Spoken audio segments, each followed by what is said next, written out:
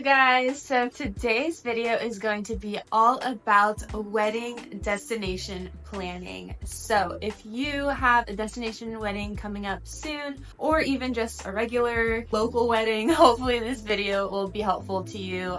We are going to get into some heavy information. I literally have a laptop with a step-by-step process of everything that me and Troy did leading up to our wedding.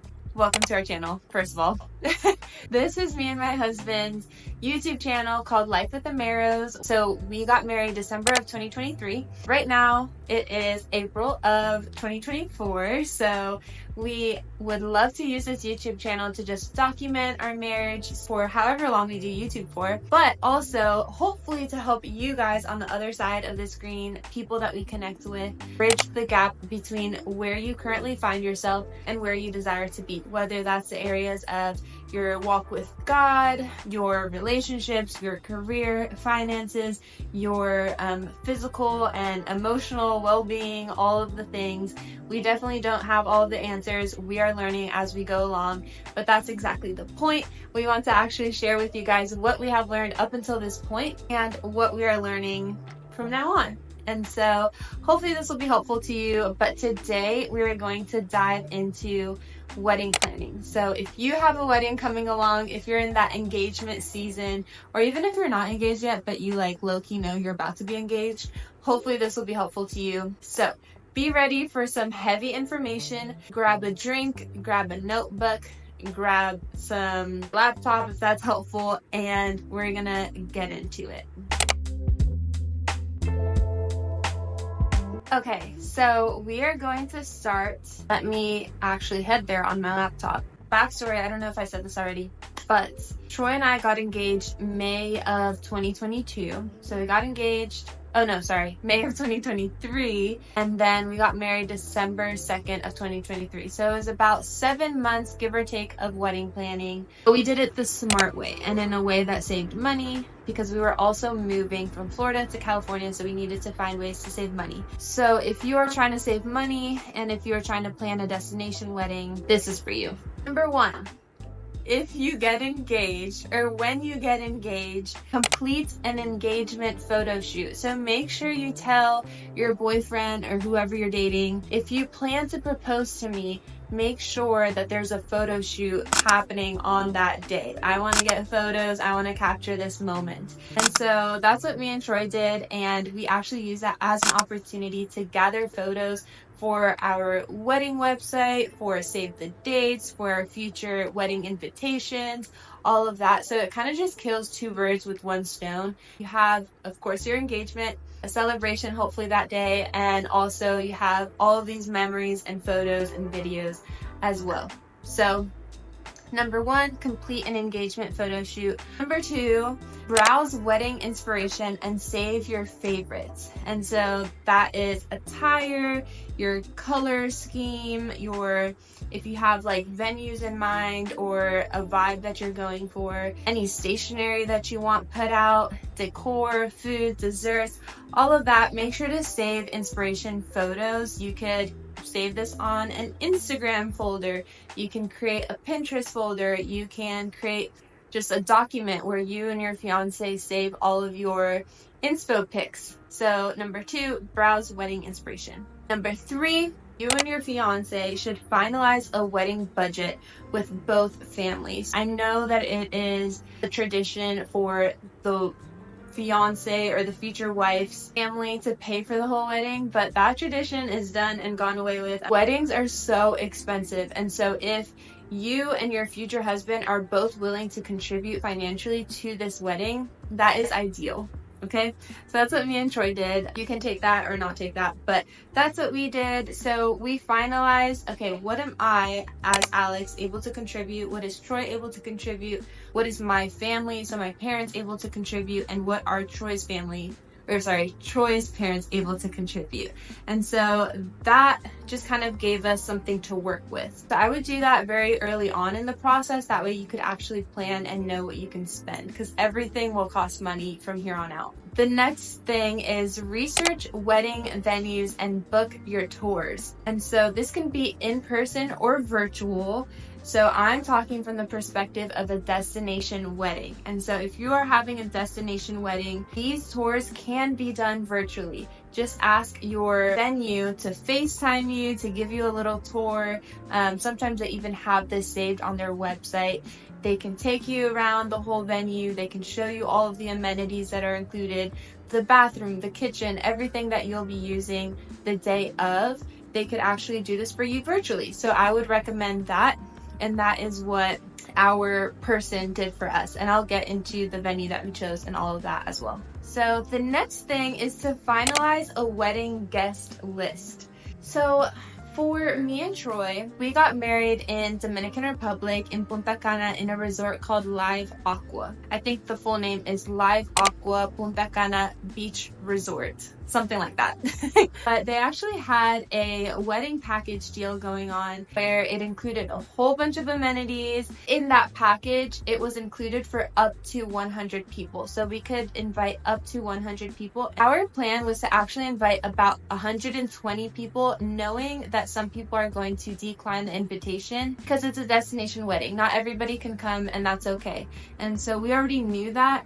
So we wanted to invite more than 100 with the hopes that about 100 people will say yes and will come. And that's actually what ended up happening.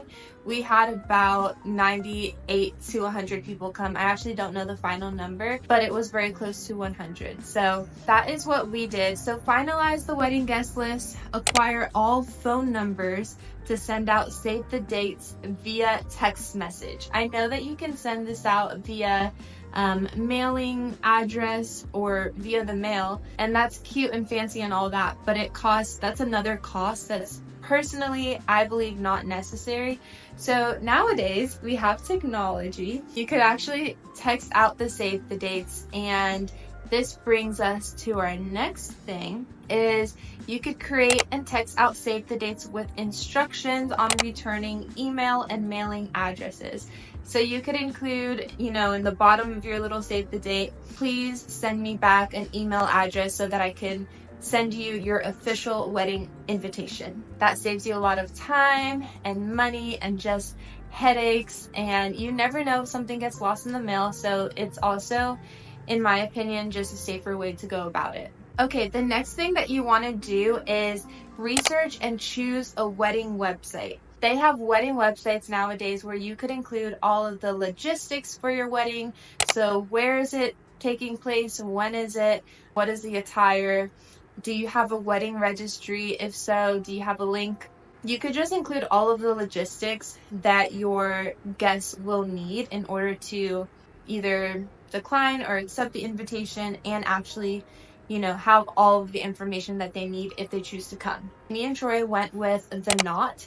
So that is my recommendation. But once you are actually ready to send out the official wedding invitation, you could do this via the wedding website. So again, me and Troy used the knot, and you could actually send out an email and text message to all of your wedding guests that you sent save the dates to. So that way, once they receive the wedding invitation, they could actually choose yes or no, and then that way give you an RSVP of who's coming and who's not coming. So that brings me to the next thing. Make sure to compile all of your wants, your desires, your wishes, put that in a wedding registry and link that to your wedding website. And so me and Troy personally went with Amazon for all of our desires just because it was easy. Amazon has so many things nowadays. So we actually just used Amazon as well as Honeyfund. So Honeyfund is actually a website where you can create different funds. So me and Troy had a fund for our future home. Again, we moved to California after we left Florida, and so we were starting a home from scratch. We actually put this bed on our wedding registry as well as basically half of the things in this home, and that was just a huge financial help. And so Honey Fund had a house fund, and then we also had a honeymoon fund where people could put in money towards our flights, towards our hotel and Airbnb. We honeymooned in Mexico, and so that was a huge help as well. Does anyone else like kombucha? I really like this trilogy. I don't even know Is that the flavor? I think that's the flavor, but this one's my favorite, and golden pineapple.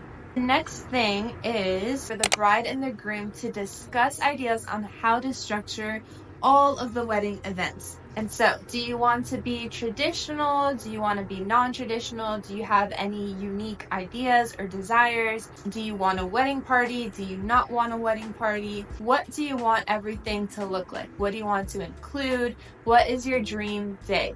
This day is all about you and your future spouse. I don't care about tradition.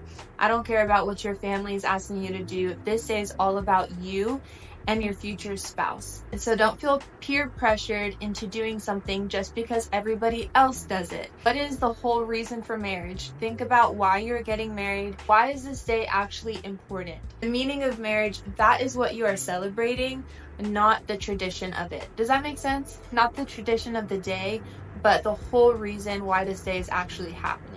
Me and Troy were very non-traditional in our wedding, specifically in our wedding ceremony. We also didn't have a wedding party. We did have people participate in our wedding, meaning they prayed over us. We had a moment of worship and prayer. We also had people helping us get ready on the day. So kind of a wedding party, but not a wedding party at the same time.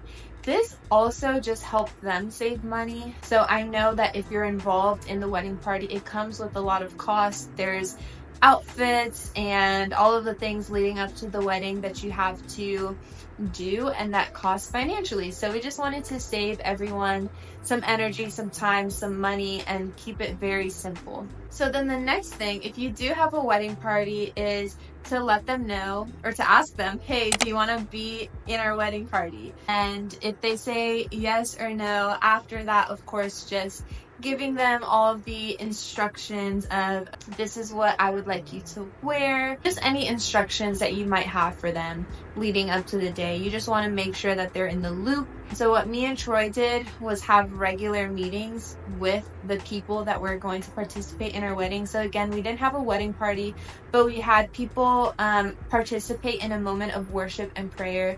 We of course had a wedding officiant. Our families were also involved with walking down the aisle and stuff like that. And so we had 2 different meetings leading up to the wedding. They were all just via Zoom. Very simple, concise, clear, and they were able to get all the information that they needed so that they were prepared. And we were like, okay, everyone's good, everyone has what they need. We felt good as well leading up to the wedding. So the next thing is research and schedule calls/meetings with possible wedding coordinators or planners. So if you're doing a destination wedding, for the most part, the resort or their hotel, if you're doing it at a resort or a hotel and they have a wedding package, it would usually include a wedding coordinator. That is what happened to me and Troy. We got married at Live Aqua Punta Cana, and the wedding package came with a wedding coordinator. That was extremely helpful. Honestly, if that wasn't the case, we wouldn't have been able to do a destination wedding because we're not there in person. We don't know the vendors in the area. And yeah, it would have just been very stressful and very high stakes for about 100 people to show up and us not be 100% secure of what the wedding day was going to look like. I would 10 out of 10 recommend that if you have a destination wedding. It just keeps so much stress off of you, and you're already honestly planning so much of this day anyways. But as far as making sure the vendors had all of the information that they needed and putting together everything on the day of, that was just extremely helpful. Next is schedule appointments at different local bridal shops and decide on the wedding dress. So my number 1 tip for this is just book maybe 3 to 5 appointments at different bridal shops. Try on a couple of wedding dresses in each shop. Make sure you come with a budget and you come with inspo pics, and don't go crazy with trying on dresses. If you try on 100 different dresses, you are going to get paralysis by analysis. Make sure that you just try on a couple of them, and then with that, which one is your favorite and which one stayed within budget. A wedding dress it might take months and months for the wedding dress to come in, and then for them to make the alterations. There's usually a couple of different appointments for the alterations, So I would recommend doing this at least 6 months out. The next thing is to decide on what the wedding party will wear. Send them outfit requests and purchase instructions with deadlines.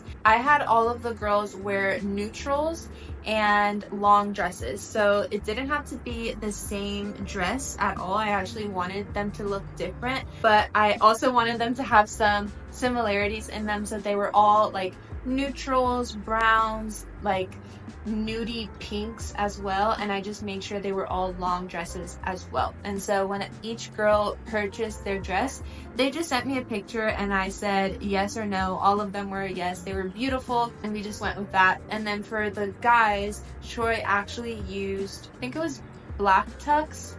I could be wrong. I'll put it on the screen. But Troy used a company that they have many different shops all over the US. So we had people coming from Maryland, from Florida, from Tulsa, Oklahoma, from California, that all needed to wear the same thing. So he just made sure to choose a men's warehouse or whatever it's called that was in each of those areas. And so it ended up working well. I'll post a picture of our wedding party on the screen for you to see how it turned out. But that is what we did. Of course, the ongoing things is you're probably going to have multiple calls with your wedding coordinator or wedding planner, with the vendors that you're using leading up to the wedding. So that's just an ongoing step. I would recommend doing this sooner rather than later, just so that all the vendors and the wedding planner is prepared as much as possible. There's also a lot of details and little items that need to be purchased before the wedding day, so it just gives everybody time to do that. Next, book all travel and lodging for yourself and your future spouse for all of the wedding events. So that includes, of course, arrival to your destination, departure, that includes your stay. If you're staying in 2 separate rooms before the wedding night, make sure to put all of that together. It also includes the honeymoon. Make sure to book your travel and lodging for your honeymoon, and do this well in advance just to save you time, money. It saves you some mental space. And the 2 most important people that need to be at your wedding is you two. So just secure that right away. The next thing is, me and Troy actually every 2 weeks we followed up with guests who have not RSVP'd to the wedding. We literally would send an email and a text message via the wedding website just reminding people to RSVP. We included a deadline date for them so that they can do it by a certain date, and also so that the rooms wouldn't run out in the resort. The next thing is to select your wedding bands, buy them, and get them insured. Make sure to get them insured. I will show you why. So I actually have a wedding band, and we are 4 months in, almost 5 months in, and I already lost the little diamond. So if you're like, do I need to get it insured? Yes, you do. Number 1, you might lose it. Number 2, you might lose a little diamond like me. So make sure to get your wedding bands insured, and you'll be glad you did that. Okay, so the next thing is review and finalize wedding event structures. That means your rehearsal dinner, ceremony, cocktail hour, and reception with your wedding coordinator, as well as with your vendors and the officiant and wedding MC/host. So make sure your wedding host or your wedding MC knows all of the ins and outs to your wedding. Well, the timeline of your wedding, because if they're going to give your guest direction of what's coming up next, you just want to make sure that they're in the loop and that they are confident for the day of your wedding. The next thing is to book beauty appointments leading up to your wedding. Input them into your calendar. I'm so extra. I'm like, make sure to input it in your calendar. When I say beauty appointments, I mean your hair. Do you want facials? Do you want makeup trials? Do you want body treatments? Do you want to do your nails? Do you need physical training? Do you want to get in shape? Do you need a trainer? Etc. So make sure to book all of those things well in advance leading up to your wedding. Hold on. The next thing is purchase outfits and accessories for all wedding events. So I think me and Troy were in Live Aqua for about a week. And so I bought a dress every day for every day that we were going to be there. Did I wear them all? No. but I did that. And you know what? It gave me peace of mind and I was prepared. And so I bought one dress for every day that we were going to be there. I also brought about 3 to 4 different pairs of shoes. They were all like heels. And then I also brought gym shoes as well. I also had daytime outfits and different swimsuits, also different cute like pajamas as well, and other things. But anyways, make sure to purchase all of your attire, all of your jewelry, all of your makeup as well in advance, just so you don't break the bank literally a month out before your wedding. I literally started buying my outfits through Revolve. I use Revolve, so if you are looking for a good website to look for clothes on, Revolve. That has everything you might need. I also used Amazon a lot. I just spread this out throughout a couple of months just to not break the bank. Okay, so the next thing is create a loose itinerary for your honeymoon. Purchase outstanding travel and lodging. You should have done this already, but make reservations where applicable. Just create a loose itinerary for your honeymoon. I personally didn't want to do a lot of things during our honeymoon. We just had a very stressful few months leading up to the wedding, so I wanted our honeymoon to be pretty chill. I think we literally just did one excursion and we ate a lot of good food during our honeymoon, and that was pretty much it. If you need to make any reservations for your honeymoon, make sure you do that as well, and you do that before your wedding, just so that you have peace of mind and you can just relax, you know, for your wedding and your honeymoon whenever you do that. The next thing is design wedding day stationery, unless this comes with the venue and or vendor. I actually did not have any stationery on the tables. I just didn't find it necessary. We had a buffet. They didn't need to know what the buffet had. Just go to the table and you'll see. So yeah, we didn't waste money on paper for that. The only thing that we bought as far as stationery is we actually had programs on the seats during the reception with the order of events, and they were in the shape of like a fan with a little popsicle stick. And so because our ceremony was outside, so we just wanted to make sure everyone had a little fan just in case they were really hot. And then the second thing of stationery was I went to CVS and I printed out a wedding seating chart. I just found a very cute seating chart on Etsy. I inputted all of the table numbers and the guests, and I went to CVS and I printed that out. That was all the stationery that we needed. I recommend using Etsy because it's very cheap, it's affordable, it's very easy. You don't have to create something on your own. Just purchase something on Etsy and use that as a template and create your stationery. Okay, I'm gonna go through the rest of the things pretty fast because this is just a lot and it's gonna be a very long video. So the next thing is make deposits and or final payments to vendors. So make sure you're paying people along the way. And then the bride and groom purchase gifts for the entire wedding party and prepare them. And so we actually purchased and brought gifts with us to our destination. I bought all of the girls slippers. Oh no, I bought all of the girls water bottles with their name on it. I also bought everyone a clutch with their name on it as well, and I got both of those things on Etsy. So it doesn't have to break the bank. It could be very cute, simple, but make sure to do that in advance, and make sure you keep in mind the size of the item and how heavy it is, because if you have a destination wedding, you just want to make sure that you can actually carry these things with you in your luggage and it won't break along the way and it won't be too heavy as well.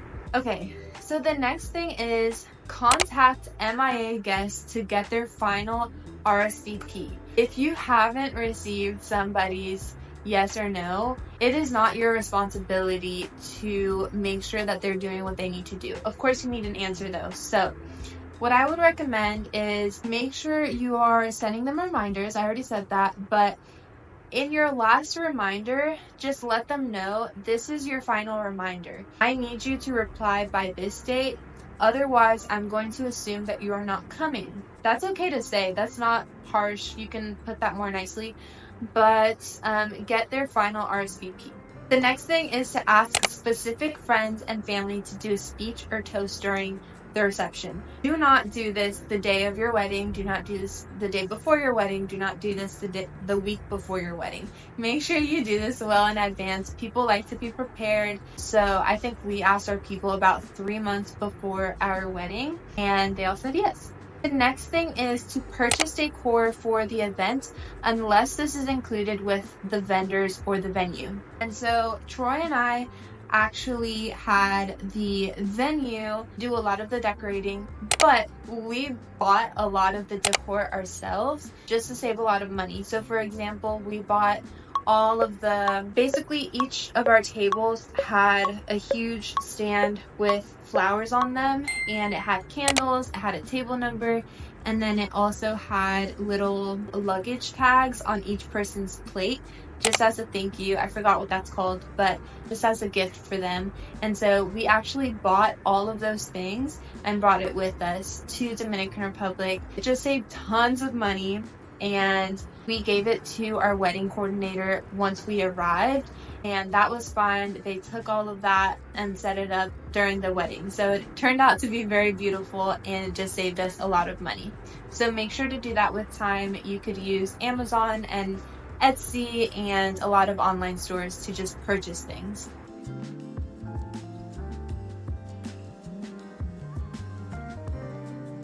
Another thing that you want to do is make playlists for all of the events and or request specific songs. But what me and Troy did was we had a ceremony playlist, we also had a cocktail hour playlist, and then we also had a reception playlist.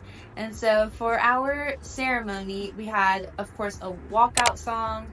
And then we had, so once everything was said and done, once they pronounced me and Troy husband and wife, we had a walkout song. And then for the cocktail hour, it was very cute. We didn't go because we were doing pictures during this time, but we actually had a saxophonist play, and we gave them a list of like 5 to 10 songs that we wanted them to play on the saxophone.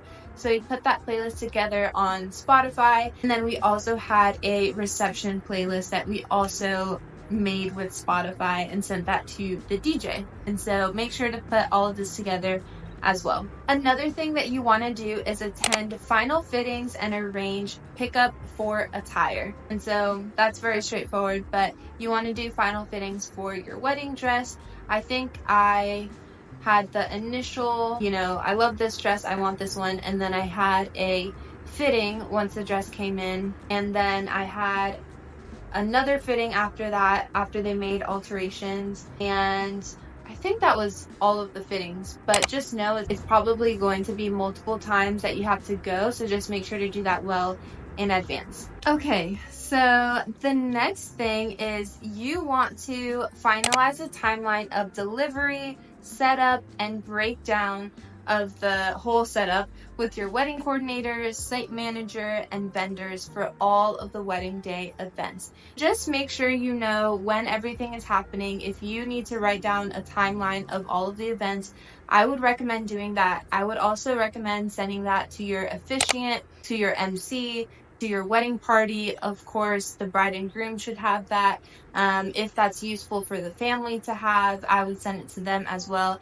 And then of course your wedding coordinator, if the vendors need it as well, they just have a timeline of all of the events, who's doing what, all of the things. That's what I did, and honestly, it just helped the day go by so smoothly. So just make sure you know the timeline of when everything is happening. The next thing is, once you have your reception seating chart put together, make sure to send this to the wedding planner and to the vendors as well, because your wedding planner is obviously going to need to know where everyone is sitting so that they can plan out the room accordingly. And we're almost done here, I promise, but the next thing on my list is make wedding day and honeymoon packing lists and purchase necessary items that are still outstanding. So I literally just used the notes app on my phone, and I wrote down every single little item, like to the smallest item. I literally had safety pins on the list. I think I had Tylenol on the list as well. But anyways, you want to make sure you have a list of all of the items you're going to need and then begin to purchase those items as the time goes on. And so whenever something came to mind, I just wrote it down on my notes app and then I ordered that when I could. So on Amazon, or if I had to go to the store. Next thing is you want to ask your wedding coordinator in the destination venue. So let's say it's in another country. So again, me and Troy got married in the Dominican Republic. They actually didn't need our marriage license or marriage certificate. The reason is because to that resort, it was seen as a symbolism of marriage. And so it was basically like a celebration that they were putting together, obviously a wedding that they were putting together, but they didn't necessarily need our marriage certificate or our marriage license. I know that that's not the case for every place though, so just make sure you ask your wedding coordinator what exactly they need. That way when you get there, you are prepared, they have what they need, and you can actually get married. But you want to do this regardless. Make sure you get a marriage license and certificate. So me and Troy did that, I believe October of 2023, so about 2 months before our wedding. And then the next thing is designate a date of emergency contact for both the bride and the groom. And so I had 2 emergency contacts, people that were basically like, what do you need? What can I do for you? Do you need me to grab this? Are you okay? How do you feel? People that also went to the venues just to make sure everything was being set up well. I had 2 people that I designated to do that. And then Troy also had a day of emergency contact as well. So if I needed to get in contact with Troy, I could just get in contact with his emergency contact and all of that good stuff.